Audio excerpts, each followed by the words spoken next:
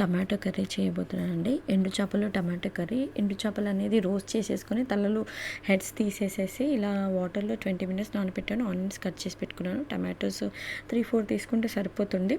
నేను పోపు దినుసులు అన్నీ వేసేసి ఆయిల్లో ఫ్రై అయ్యాక కుక్ అయినాక ఆనియన్స్ వేసాను. ఆనియన్స్ కుక్ అవ్వడానికి సాల్ట్ వేసాను. సాల్ట్ మంచిగా వేసేసి కుక్ అయిపోయాక నేను అల్లం వెల్లుల్లి పేస్ట్ వేసానండి. అల్లం వెల్లుల్లి పేస్ట్ కుక్ అయిపోయిన తర్వాత పసుపు వేసాను.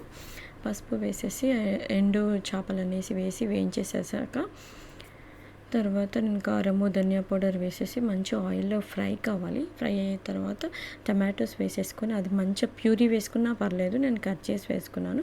అది మంచిగా చేపలకు పట్టాలండి. మూత పెట్టేసి దమ్ పెట్టేసి మంచిగా పట్టించేసేయాలి. టమాటాలకి మంచి కుక్ కావాలి టమాటాలు ఫిష్. తర్వాత మనకు సరిపడా లాగా క్వాంటిటీ మనకి ఎంత కావాలంటే అంత, ఎక్కువ గ్రేవీ కావాలంటే ఎక్కువ, తక్కువ కావాలంటే తక్కువ. కానీ చేప ఉడకాలి కదండి.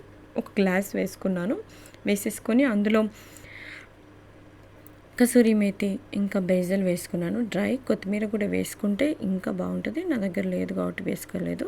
మీరు వేసుకోండి, చాలా బాగుంటుంది. ఇది ఎండు చేపలు టమాటో కర్రీ అండి. చాలా టేస్టీ ఉంటుంది. మీరు తింటే చాలా చాలా బాగుందండి.